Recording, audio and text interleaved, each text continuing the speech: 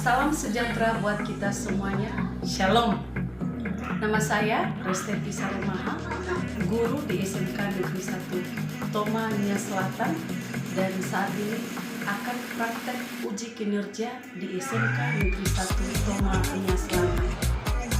Selamat menyaksikan.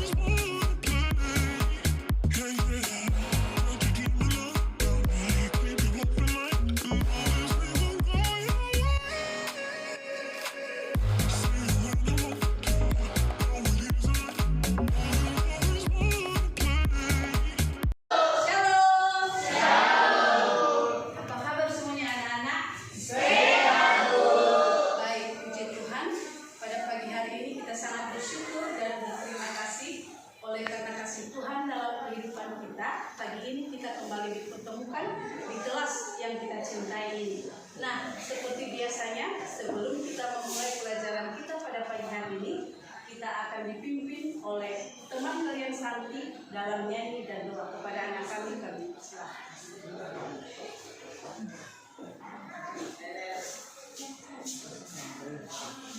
Selamat pagi teman-teman, shalom.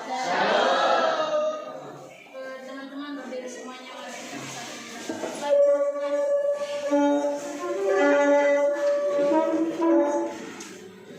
teman-teman, mari kita bernyanyi dalam nama Yesus. 1, 2, 3. Dalam Yesus kita bersaudara. Dalam Yesus kita bersaudara.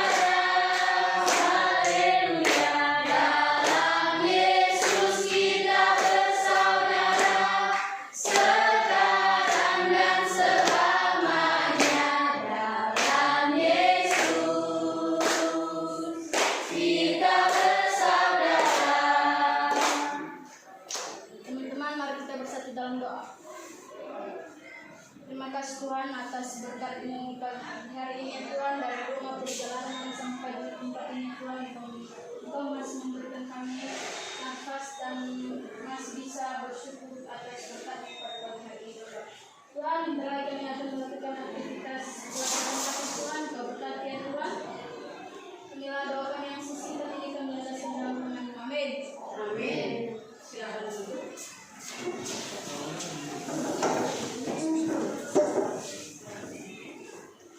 Baik anak didik kami, sebelum kita memulai pelajaran pada pagi hari ini, ibu absen dulu ya. Ya, Ibu. Astri Sarumaha, Ada Bu.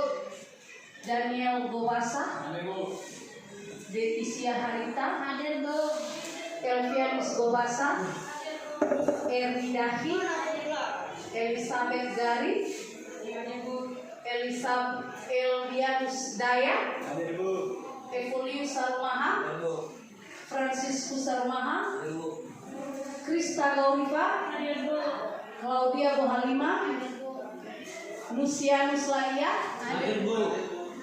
Lisbeth Gaho, Lilis Dia, Numelia Daya, Marvin Daya, Mutiara Laia, Putra Maduhu, Robertus Duha, Riwanto Zalege, Sandi Duha, Si Juadaki, Sudarso Gaurifa, Westi Sarumaha, Willis Manlei.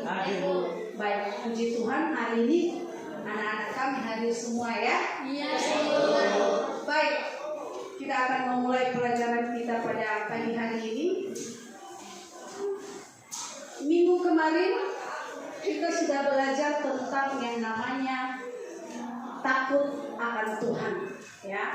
Minggu kemarin kita sudah belajar takut akan Tuhan. Yang namanya takut akan Tuhan bukan dalam arti kita sembunyi karena kita takut ketemu Tuhan, tidak. Tetapi yang namanya takut akan Tuhan berarti kita menuruti dan menaati perintah Tuhan. Ya, itu terdapat dalam 10 perintah Tuhan. Semua di situ sudah diuraikan bagaimana sikap kita takut akan Tuhan. Baik, sebelum Ibu memulai pelajaran kita pada pagi hari ini, adakah anak-anak kami yang mau bertanya tentang pelajaran kita minggu kemarin? Ada yang mau bertanya? Tidak ada? Jadi jelas ya yang namanya takut akan Tuhan ya. Baik, kita akan masuk pelajaran kita pada hari ini, yaitu pelajaran ke-7, yaitu peran Roh Kudus bagi orang berdosa.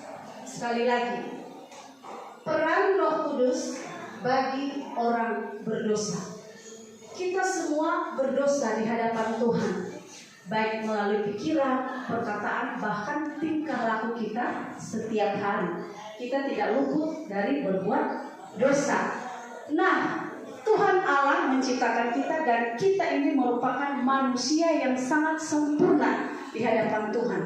Oleh sebab itu, ketika Tuhan Allah naik ke surga, karena Dia mengasihi manusia itu, Dia kembali menjanjikan yang namanya Roh Kudus. Yang Roh Kudus itu ada dalam kehidupan kita, ya, selalu ada di dalam kehidupan kita sehari-hari. Ya. Roh Kudus itu kita tidak bisa lihat, tapi kita bisa rasakan. Ya, Roh Kudus kita tidak bisa lihat, tetapi Dia bisa kita rasakan dalam kehidupan kita setiap hari. Contohnya, ya, ketika ada uang di atas meja, ada dua selalu kata-kata yang kita dengar atau ada dalam hati kita ya. Katanya ambil dan tidak, ambil dan tidak. Satu kata Roh Kudus dan satu kata iblis. Mana yang sering anak-anak kami dengarkan? Kata Roh Kudus kah atau kata iblis? Betul. Baik, sebagai anak Tuhan kita harus lebih cenderung mendengarkan kata Roh Kudus. Dan katanya jangan ambil. Itu bukan punya kita, ya, bukan punya kita. Nah, itu adalah peranan Roh Kudus dalam kehidupan kita setiap hari. Ada tujuan pembelajaran kita pada hari ini. Yang pertama adalah menumbuhkan sikap menyadari kebesaran Tuhan. Ya. Yang pertama adalah menumbuhkan sikap menyadari kebesaran Tuhan. Ya. Seperti dalam kehidupan kita, Tuhan itu selalu ada, walaupun kita tidak melihat, tetapi kita bisa merasakan. Ketika kita sedang dalam masalah, jangan pernah lari kepada siapa, tetapi larilah kepada Tuhan. Pasti Tuhan akan buka jalan. Hanya kita harus sabar. Kalau manusia tidak sabar, maka dia akan mencari jalan pintas, dan itu tidak berkenan di hadapan Tuhan. Ya. Yang kedua, yaitu peserta didik menerima peran Roh Kudus dalam membaharui kehidupan orang berdosa. Jadi Roh Kudus itu sangat penting dalam kehidupan kita sebagai orang Kristen. Ya, Dia yang menyadarkan kita. Karena Dia yang menyadarkan kita, maka kita harus menerima peran Roh Kudus itu dalam membantu kehidupan kita sebagai orang berdosa. Dan yang terakhir, menaati perintah untuk hidup baru sebagai wujud percaya pada peran Roh Kudus. Jadi kita di sini dituntut untuk percaya Roh Kudus.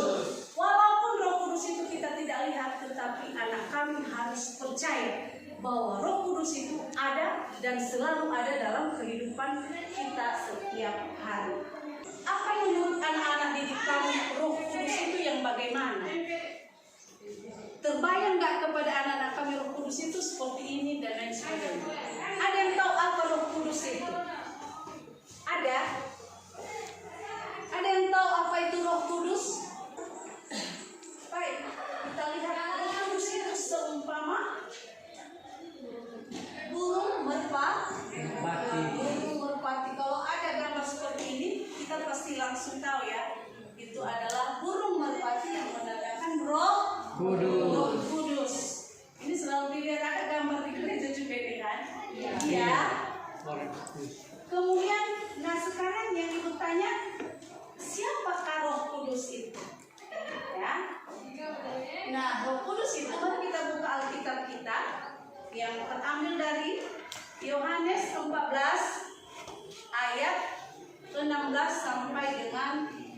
17. Ya.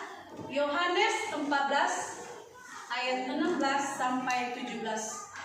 Kita baca bersama-sama. Sudah dapat semua? Baik. 3 ya, Yohanes 14 ayat 16 sampai 17. Aku akan minta kepada Bapa dan Dia akan memberikan kepadamu seorang penolong yang lain supaya Ia menyertai kamu selama-lamanya, yaitu Roh kebenaran. Dunia tidak dapat menerima Dia sebab dunia tidak melihat Dia dan tidak mengenal Dia. Tetapi kamu mengenal Dia sebab Ia menyertai kamu dan akan diam di dalam kamu. Jadi jelas di sini ya. Apa itu Roh Kudus tadi? Roh yang diminta Bapa supaya menjadi penolong bagi kita dan Dia harus kita terima. Ya, yang menghibur kita, yang menolong kita, dan yang memampukan kita untuk bisa menjalani hari-hari. Itulah peran Roh Kudus. Ya, makanya kalau anak-anak kami sedang dalam masalah, berdoa, minta Roh Kudus untuk memampukan kita. Karena penghiburan sejati itu hanya dalam Tuhan. Ya, jadi sangat jelas ya. Minggu depan kalau ibu tanya apa itu Roh Kudus, anak-anak kami sudah bisa jawab ya. Baik, jadi sangat jelas di sini ya. Di dalam Yohanes 14 ayat 16, aku akan minta kepada Bapa dan Ia akan memberikan kepadamu seorang penolong yang lain supaya Ia menyertai kamu selama-lamanya. Itulah Roh Kudus. Baik, sebelum kita masuk, bagaimana peran Roh Kudus itu bagi orang berdosa? Ibu perhatikan dari sini, tidak tahu apakah memang serius mendengarkan penjelasan ibu atau pikirannya sudah kemana-mana. Ayo kita refleksi dulu, silakan berdiri. Nanti kalau ibu katakan SMK bisa, SMK bisa, SMK yes gitu ya. Tapi sebelum itu terakhir nanti kalau ibu minta ya, tapi ibu mau menguji konsentrasinya dulu. Apakah anak-anak kami sudah mulai lari konsentrasinya atau masih fokus kepada ibu? Ya nanti kalau ibu bilang kepala, ibu kepalamu. Kalau ibu bilang kaki, dan itu kaki walaupun ibu menunjuk itu. Boleh? Boleh. Perhatikan dari sini ya. Telinga. Kepala. Pipi. Mata.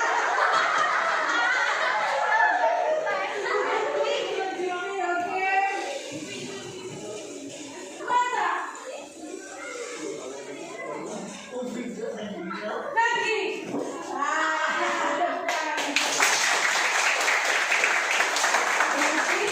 Anak-anak kami ada yang konsentrasi, ada juga sudah mulai. Padahal masih Pak. Lagi kalau udah siang ya. Baik, SMK itu harus semangat. Kita buat yang SMK. SMK bisa. SMK bisa. SMK yes. Oke. Silakan duduk. Baik, mudah-mudahan sudah membakar semangat kita ya untuk bisa melanjutkan pelajaran kita pada pagi hari ini. Kita lanjutkan. Apa sih peran Roh Kudus itu bagi orang berdosa? Di sini ada ibu tulis 3. Yaitu yang pertama, mengenal pribadi Roh Kudus. Jadi pribadi Roh Kudus itu tadi apa yang kita bacakan tadi. Ya, Roh Kudus itu bagian daripada ketritunggalan Allah, yaitu Allah Bapa, Allah Anak, dan Allah Roh Kudus. Ketiga ini hanya satu pribadi, tetapi 3 pekerjaan. Allah Bapa sebagai pencipta, Allah Anak sebagai penyelamat, dan Allah Roh Kudus sebagai penghibur dan penolong kita saat ini. Ya. Yang mulia, yang kedua, peran Roh Kudus bagi orang berdosa adalah menyadarkan akan dosa. Kita selalu berbuat dosa setiap hari. Ya, minggu kemarin kita sudah memperingati kehidupan yang kekal. Kita sudah makan perjamuan kudus. Dan pada saat makan perjamuan kudus, pasti anak-anak kami menangis menyadari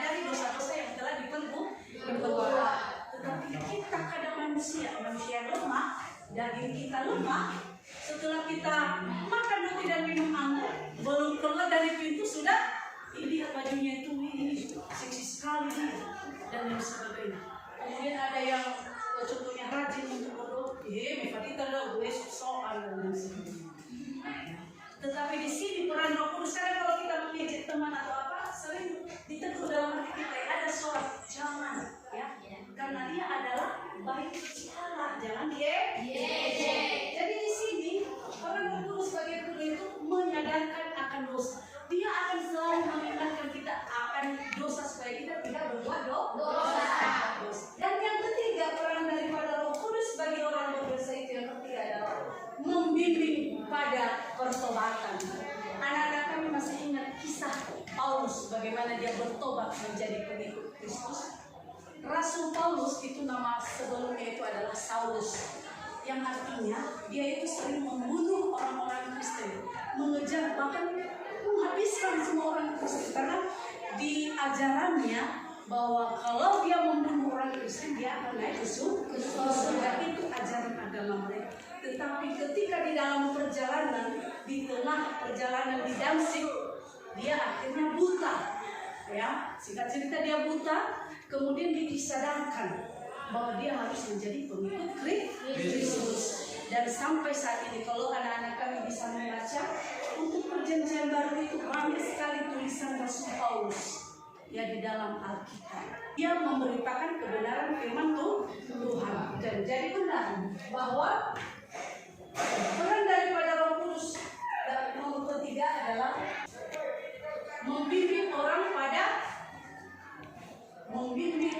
pada pertobatan. Begitu juga kita, ya. Baik anak didik kami, sebentar lagi kita akan menonton video bagaimana seorang muda itu dibimbing oleh Roh Kudus. Dia setiap hari ke gereja karena dia orang Kristen, sama seperti kita. Orang Kristen nenek moyang kita, otomatis kita Kristen.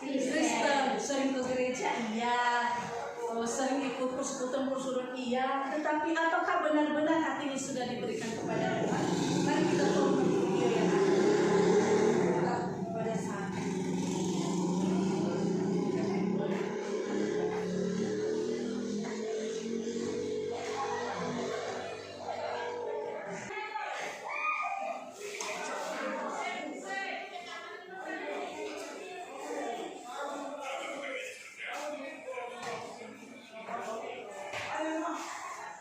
Dia lagi berdoa ya.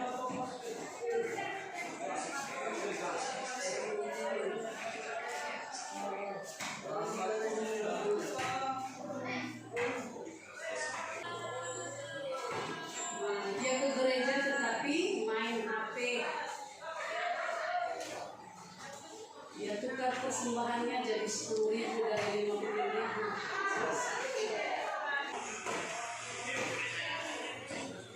Pendeta ini bikin ngantuk.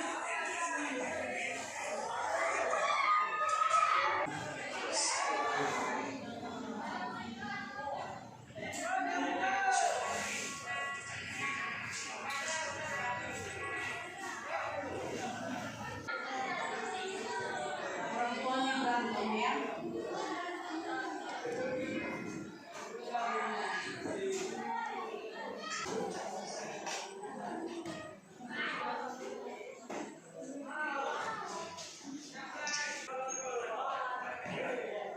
Dia bertobat ya.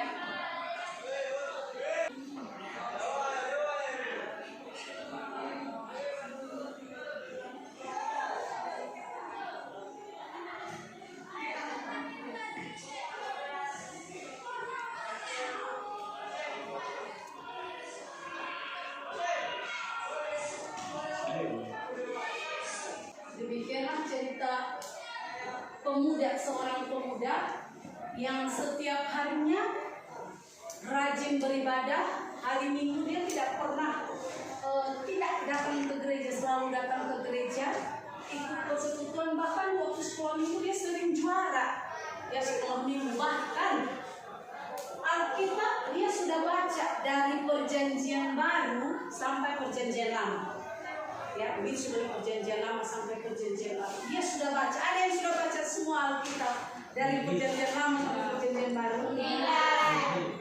Harus bisa dibaca ya, step by step ya. Dia sering ke gereja, tetapi apa yang dia alami hanya kehampaan, hanya sebagai rutinitas bahwa dia sebagai seorang Kristen, tapi di dalam kehidupan keluarganya tidak ada kebahagiaan. Ketika dia pulang, yang ada adalah orang tuanya sedang berantem. Makanya dia katakan, Tuhan, apakah keluarga Kristen seperti ini? Ya, saya sering datang ke gereja, tapi saya tidak menemukan kebahagiaan. Karena dia datang ke gereja sambil main HP, kemudian datang di pendeta itu nggak bagus khotbahnya, ngantuk dan sebagainya. Dan lain sebagainya. Jadi akhirnya dia bertobat, dia berdoa menyesali setiap perbuatannya. Tetapi ketika dia bertobat itu, dia dituntun oleh Roh Kudus. Dan apa yang terjadi setelah dia bertobat? Dia mendapat kebahagiaan. Orang tuanya bisa akur dan mereka bisa kembali seperti semula. Ada rasa kebahagiaan dan damai sejahtera di dalam keluarga. Nah, anak didik kami, setelah kita menonton video tentang bagaimana peran Roh Kudus bagi orang berdosa sampai Roh Kudus itu memimpin orang berdosa pada pertobatan, ada tugas kita LKPD. Ya. Yang pertama itu uraikanlah tentang pribadi Roh Kudus dan tulis ayat Alkitab pendukungnya. Kemudian kedua, berdasarkan video yang sudah ditonton, apa ada peran Roh Kudus di dalam video tersebut tadi? Jelaskan. Dan yang ketiga, bagaimana peran Roh Kudus bagi orang berdosa? Tuliskan ayat Alkitabnya. Baik, sebelum kita membuat diskusi kelompok, ada yang mau bertanya tentang pelajaran kita pada hari ini tentang peran Roh Kudus. Kalau ada, Ibu persilahkan. Boleh anak kami? Baik, silakan anak kami Lista kalau ada yang mau ditanyakan.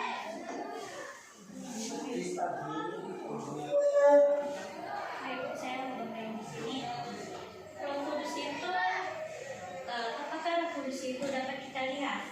Dalam hal apakah Roh Kudus itu datang ke pribadi kita? Baik, terima kasih pertanyaan yang sangat bagus sekali dari temanmu. Apakah Roh Kudus itu bisa kita lihat? Terus bagaimana peran Roh Kudus itu dalam kehidupan kita? Ada yang bisa menjawab sebelum dijawab? Halo, tadi kalau anak-anak kami dengarkan dari penjelasan itu sudah dijelaskan. Ada yang bisa jawab? Silakan.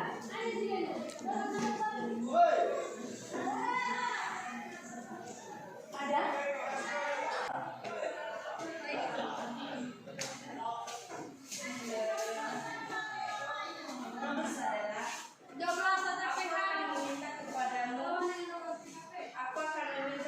Bapa dan Dia akan memberikan kepadamu seorang penolong yang lain, supaya Ia bisa menyertai kamu selama-lamanya. Roh Kudus bisa kita lihat? Tidak, tapi kita bisa merasakan. Kita bisa merasakan. Ibu ambil contoh angin. Kita bisa lihat angin? Tidak. Bisa kita rasakan? Bisa. Bagaimana? Iya, betul. Dia membuat kehidupan kita segar. Ketika kita lagi keringat, panas, tiba-tiba ada angin, aduh senangnya sekali. Ya bikin segar, sejuk, dingin. Itu adalah angin. Kita tidak bisa lihat, tapi kita bisa merasakannya. Begitu Roh Kudus. Roh Kudus kita tidak bisa lihat karena kita manusia berdosa. Tetapi kita bisa rasakan dalam kehidupan kita sehari-hari. Buktinya, anak kami tadi pagi ketika bangun, ada yang kekurangan di tubuhnya? Ada? Tidak. Bangun pagi seperti apa adanya ketika kita tidur. Makanya jangan pernah lupa berdoa. Bangun pagi itu jangan pegang HP. Bangun pagi itu jangan buru-buru ke kamar mandi dan lain sebagainya. Tetapi bangun jam 6 langsung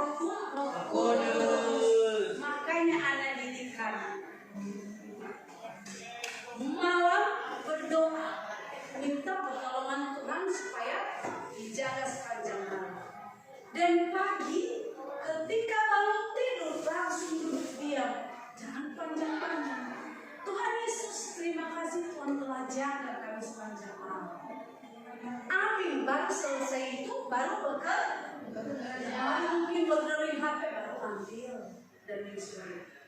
Karena setiap hari, karena HP ini sudah ada dalam kehidupan kita, asalkan bunyi sedikit udah langsung malam. Apalagi kalau dari kekasih aduh, kelompok hatinya. Ya saya udah makan belum? Padahal dia aja sendiri belum makan. Gimana mau masih chattingan? Ya, jadi kadang anak didik kami kalau HP-nya tinggal, bela-belain untuk ngambil Pak. Tetapi coba kalau mata pelajarannya yang tinggal atau gitu, dan semua masuk di dalam tapi satu pun ditanya nggak ada yang keluar pilih. Jadi anak didik kami mengenai pelajaran kita pada hari ini benar-benar pimpinan Roh Kudus itu nyata dalam kehidupan kita, ya. Makanya jangan lupa untuk selalu berdoa. Baik, sudah jelas? Ada lagi yang mau bertanya? Ada? Tidak ada ya? Berarti sudah jelas ya apa itu Roh Kudus, bagaimana Roh Kudus, peran Roh Kudus dalam kehidupan kita. Tadi ada 3 ya. Peran Roh Kudus itu dalam membimbing orang berdosa. Terus itu ada 3. Ya. Sekarang silakan berkelompok. Ini kelompok lemah lembut, ini kelompok sabar, dan kelompok damai sejahtera. Silakan berdiskusi.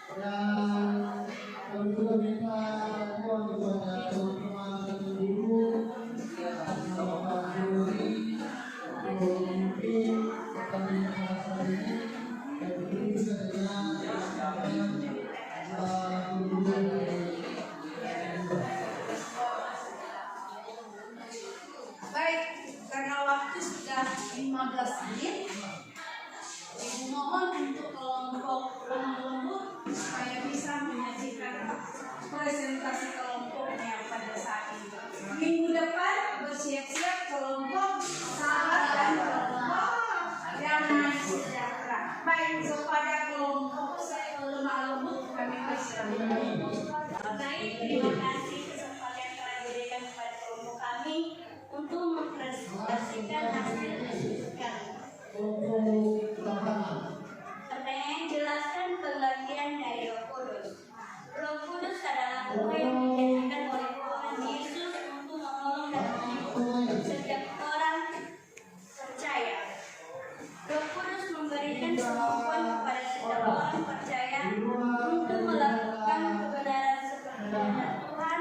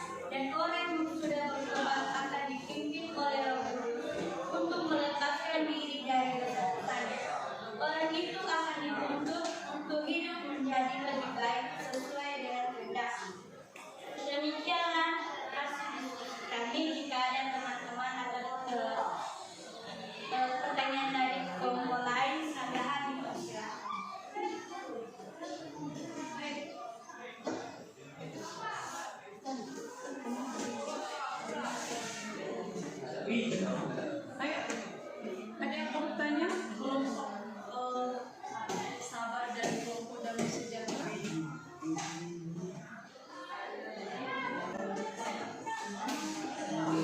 Baik kepada kelompok sahabat.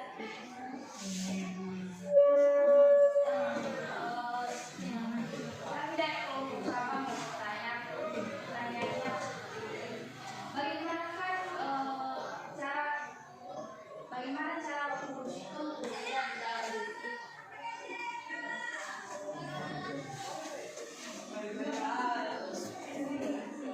Baik, kami akan menjawab pertanyaan dari sahabat.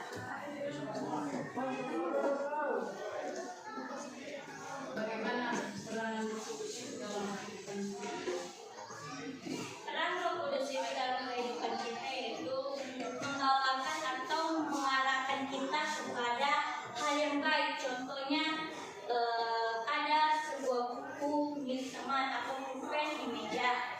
Roh Kudus dan iblis berperang di situ, menghasut, mempengaruhi kita untuk mengambil atau tidak sebuah barang tersebut. Itu peran Roh Kudus di dalam diri kita.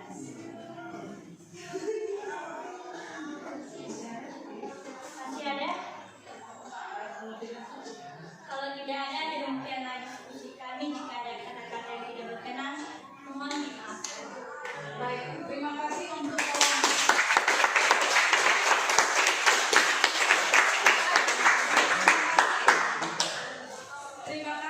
kelompok lemah lembut yang telah mempresentasikan hasil diskusi kelompoknya pada hari ini. Minggu depan kelompok sabar dan kelompok damai sejahtera. Dan minggu depan kalau kita masuk posisi tempat duduk kita seperti ini. Setelah itu baru kelompok sabar untuk mempresentasikan dan bersiap-siap kelompok lemah lembut dan kelompok damai sejahtera untuk memberikan pertanyaan. Baik anak didik kami, karena waktu kita sudah selesai, Ibu berharap apa yang sudah kita pelajari pada hari ini kita harus menanamkannya dalam kehidupan kita. Ya, kita harus ketahui bahwa peranan Roh Kudus itu selalu nyata dalam kehidupan kita. Ya, selalu nyata dalam kehidupan kita, dan jangan pernah lupa untuk mengucap syukur.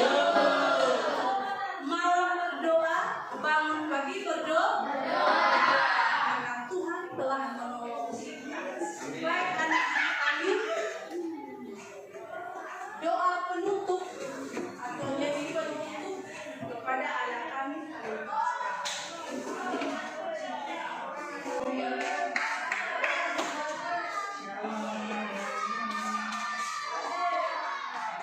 Teman-teman, karena pelajaran kita sudah selesai, saya undang teman-teman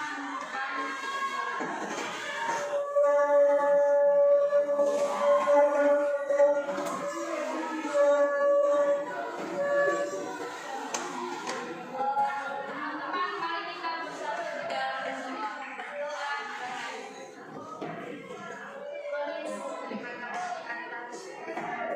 Kami mulai dari awal, mulaikan pelajaran kami dengan kami.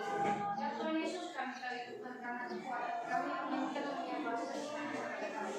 Ya Tuhan Yesus, kiranya apa yang dijelaskan, apa yang dijelaskan kepada kami dapat kami pahami dan kami mengerti supaya menjadi tetap kami Tuhan Yesus, hanya ini doa kami singkat akan tandaskan melalui anak Yesus Kristus kami. Amin.